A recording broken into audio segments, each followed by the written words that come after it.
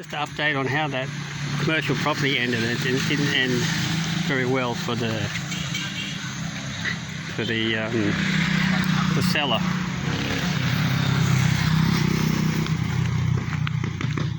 Anyway, it turned out good for us because we know a lot more questions to ask and how many different angles there are and traps that you can fall into when you're buying property in the Philippines.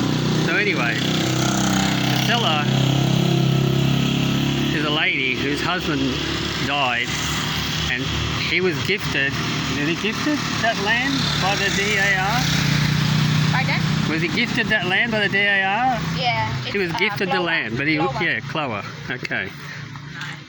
So, but when you're gifted land, you're not allowed to sell it for 10 years. 25. 25. And when you do sell it, you have to get permission to sell it, right? Yeah. Okay. So the husband's died, and she's been selling off bits and pieces of the land, right? Yes. To different people. Yeah. And she was trying to sell 100 square metres to us. But I worked out that there was only about 20 square metres that I considered was available. Anyway, they got a surveyor out there, and he confirmed that there's only 31 square metres available. So the very following day, we got a surveyor out there with the surveying equipment to do the job properly. So his job was to survey the whole plot, 6,000 square metres, again, work out what's been sold, and see what's left. Is that right, Lee? Yeah. Oh, okay. But before he could do that,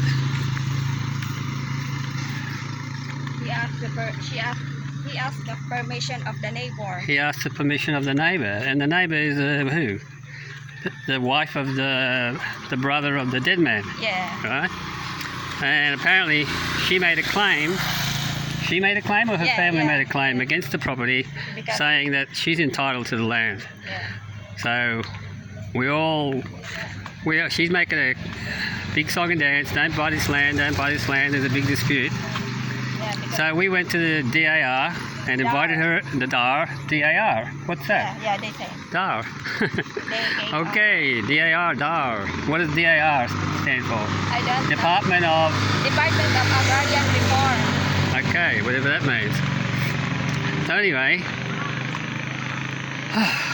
so she didn't want to go with us. We said, "Oh, come with us so we can settle this out. See who's lying here." Anyway, she didn't want to come, so we went to DAR. And long story short, they gave us documents that the dispute was dismissed and that it was clean to sell, right? Yeah. There was no claims on the land from any other people, and that the lady was the rightful owner and our rightful heir after the husband died.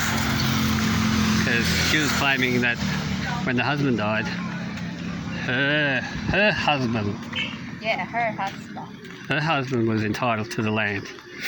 So anyway, we got that out of the road. So then the surveyor went on his way again, started surveying, and we got news yesterday that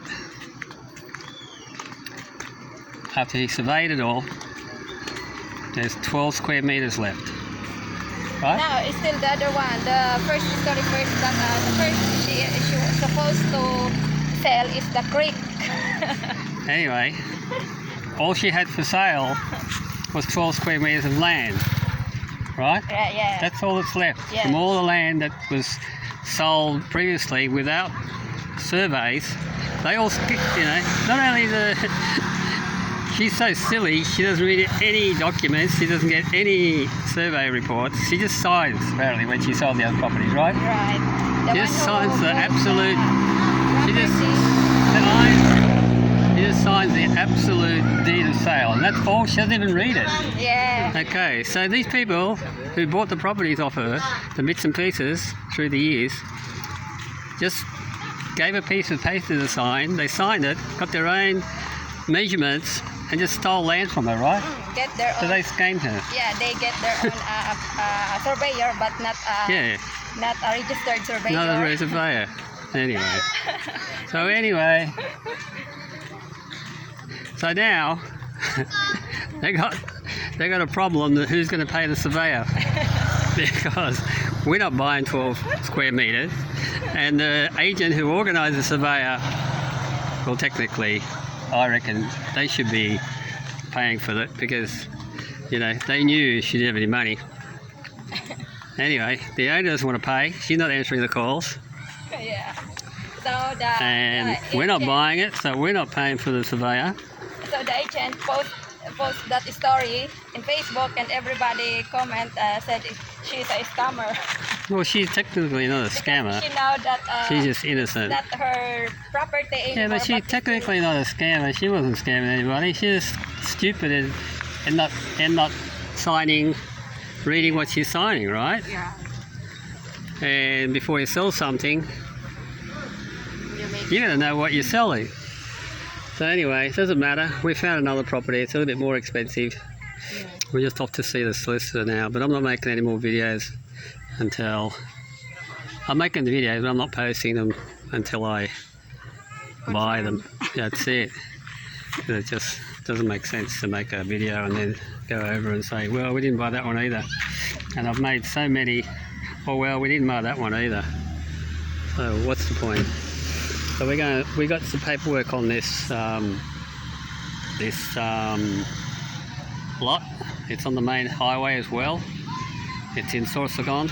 It's opposite a big hardware store, Wilcon depot. It's on the main roads. It's only 80 square metres, but that's enough. And yeah, we got all the paperwork from them, husband and wife, and they bought it off the subdivision. So it's they bought it brand new. They just finished paying it off. They've shown us their last payment details and their clearance from the subdivider that they've paid it off. So they've been paying their taxes. We've got the updated tax declaration. We've got their IDs. We're just going to see what the next step is and how to approach this, and how much money to offer them. This solicitors owns a fair bit of land around here, and he knows what the values are, but I suppose it's only worth what someone's willing to pay for it. So we'll just keep you updated. Thank you again if you watched through the end, and we'll update you.